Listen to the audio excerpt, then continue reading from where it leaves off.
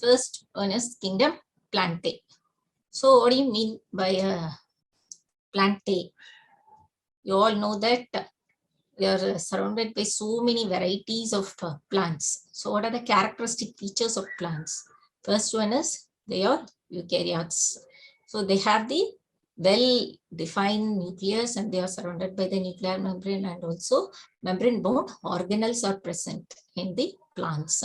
So eukaryotes, and they are chlorophyll containing organisms. So what is the role of chlorophyll? It absorbs the light, so helps in photosynthesis.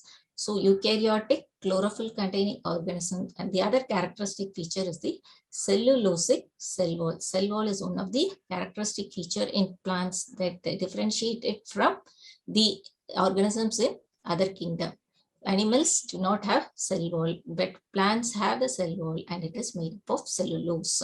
And the difference between the fungal cell, that is fungal cell wall, and the plant cell wall is that the fungal cell wall is composed of chitin, but here it is made up of cellulose in the case of fungi. So that is one of the difference. And if you take the plants, some are partial heterotrophs. So what do you mean by partial heterotrophs? Such as insectivorous plants. Insectivorous plants, example are bladderwort and Venus flytrap. So you know the term heterotrophs. That is, they are dependent on other organisms for food. But here they are partial heterotrophs. So these plants actually, they can prepare their own food, but they are partially dependent on other organisms for preparing the food. For example, in the case of insectivorous plants, also called the carnivorous plants or carnivorous plants. So what these plants do, they'll trap the insects. For example, if you see here, whatever the insects that are coming and sitting there for pollination and all, for it is for taking the honey or nectar, those insects are getting trapped. So these insectivorous plants, they trap the insects and they use that for their nitrogen content.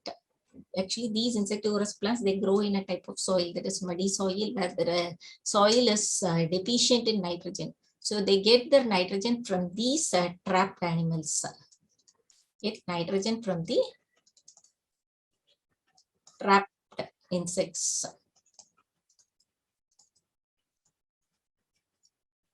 So this is the main feature of the insectivorous or carnivorous plants. Actually, they can synthesize their own food, but that nitrogen content is obtained from these trapped insects in the case of insectivorous or the carnivorous plants.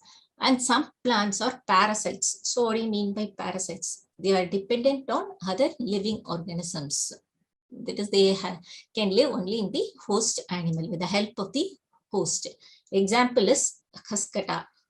For example, if you see there are some creepers and all, they are dependent on the host plant for its survival. So they have the special type of structure that is called hastoria. And what these structures will do is they'll penetrate into the host plant and they will derive the nutrients from the host plant. So they act only as a parasite. And there are several types like total parasite, that is obligate parasite, and also for adaptiveness, like some plants will totally depend on it. For example, you can say it is a root parasite or a stem parasite. So if it is dependent upon the root or the stem, it is called the root parasite or a stem parasite. Example is Cascata. So they have the structures called hastoria, which helps to get the nutrients from the host. So here, if you see the type of plants, generally the plants are eukaryotes, chlorophyll containing organisms with cellulosic cell wall, and some are partial heterotrophs such as insectivorous plants, and examples for insectivorous plants are bladderwort and Venus flytrap, or they may be parasites, example Cascata. So these are the different types of the plants or the heterotrophic plants. And next is the Kingdom Plantae. Actually, it includes algae, bryophytes, pteridophytes, gymnosperms, and angiosperms. So actually there is a separate chapter that we'll see in detail about all these classes: algae, bryophytes, pteridophytes, gymnosperms and angiosperms. So here if you take algae, we saw that day itself that the algae comes under 3 different kingdoms. As per the Whitaker's classification, it comes under 3 different kingdoms. That is Monera, which includes blue-green algae or cyanobacteria, and some other algae, that is phytoplanktonic forms like golden algae, and some other algae that comes under the kingdom Protista.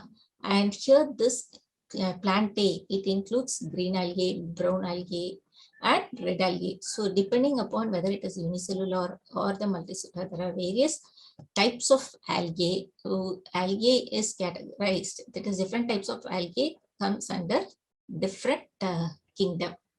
And then comes the bryophytes.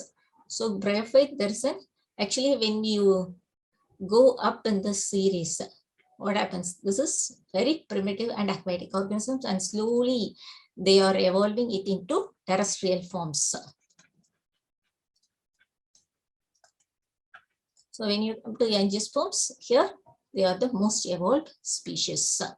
So bryophytes, and then comes the pteridophytes. So these 3 are called the vascular plants.